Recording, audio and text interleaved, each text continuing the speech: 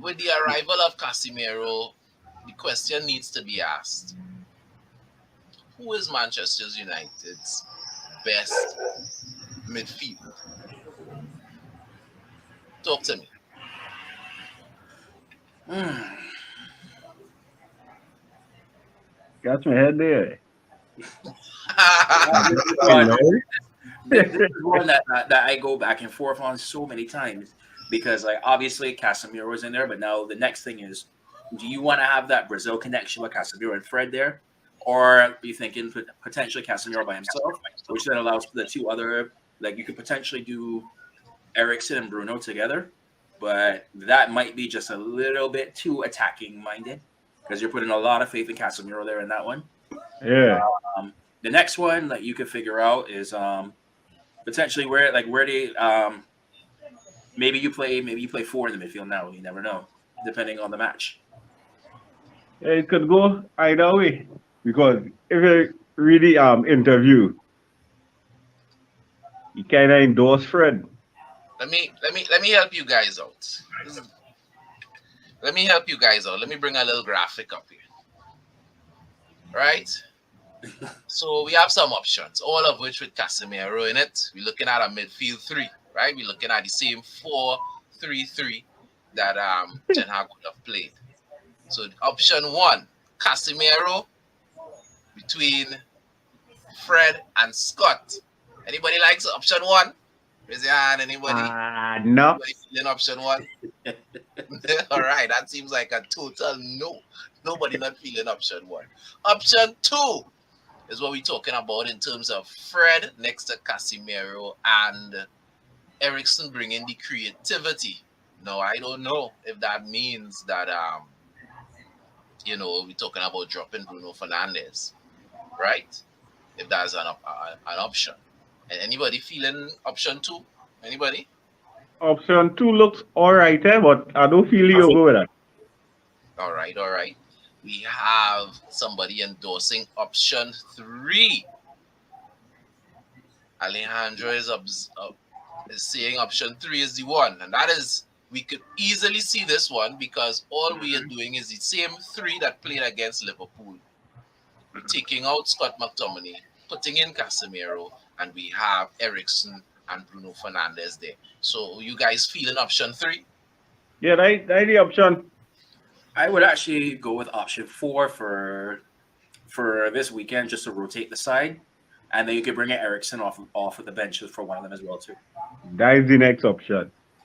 With the inclusion of Casimiro, Ericsson could get a little more rest. For That fresh me, legs too to strengthen to solidify the midfield at some point in the match. Yeah. Or if we need to do something like go all attacking, you could bring him in as well. And the best part about this now is you could rotate the midfield. It's not the same tree playing all the time now. So a little Fred in there, box to box Fred, get to the top of the box, take those long range shots. That's what you're all talking about. Um, I I've been a little bit torn, and the reason I'm torn is I like three, right? Especially when we play teams like Southampton, when we play teams that are going to be that low block, we could afford Yeah. to play more attacking because we have a proficient CDM now, right? So we could drop Casimiro in there and we could put more creative elements on the pitch. The question becomes, what about the Chelseas? What about when we play the Manchester Cities? Do I think three is necessary? Now, one could say, hey, we played it against Liverpool and Again, but I don't know. Liverpool really isn't. Liverpool is still Liverpool, but they're really not firing on all cylinders at the moment. You know what I mean? it Um, seems like for me, teams like Chelsea and City, they go Casimiro, Fred, and Bruno or Ericsson. Either way. so you would definitely want to see a little more help next to Casemiro in there. Yeah. It's probably Against back to 4-2-3. against the especially against City, who like to pass the ball and dominate the midfield. Yeah. All right. Jamal is saying option two when we play the big side. So everybody is saying, we need need Fred next to Casemiro to help break up the play when we play with the big sides. Yeah. Mm-hmm. Yeah. And that's it. I agree. I think is a combination. You know, when you play the low block teams, definitely 3 all the way. Pace in your waist. You understand what I'm saying? Attack-minded, creative And players. you want to sit back? Well, I gotta attack you.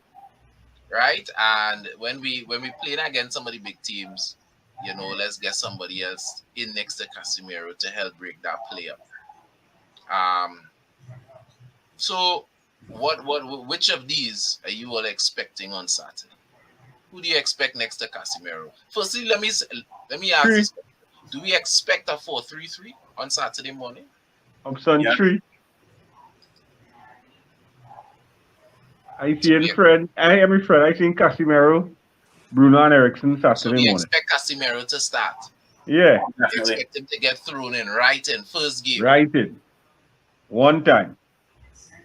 He is somebody that you would never have to worry about match fitness. Like if you know about his preparation, like the man like lives, breathes, eats, sleeps football. Like he watches matches. He has scouting software installed in his home.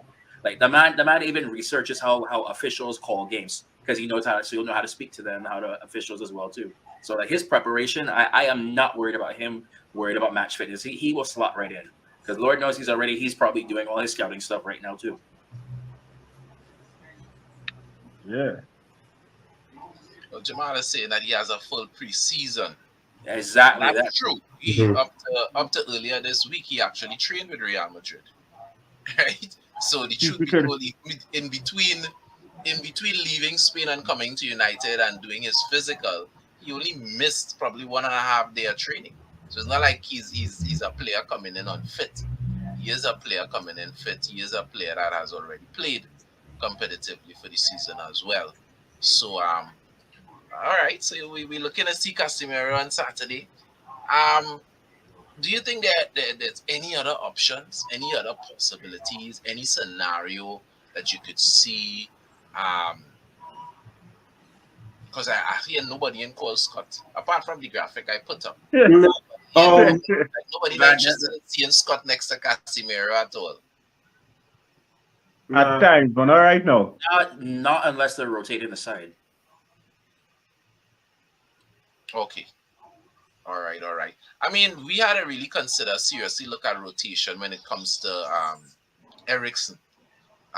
You know, because Ericsson so far has been, his work rate has been unbelievable. And of all the people on the pitch who don't need to be working that hard. And so, you really don't need for him to be working so hard. So we need to we definitely gonna need to do some kind of rotation. Support the United Hour. Click that like button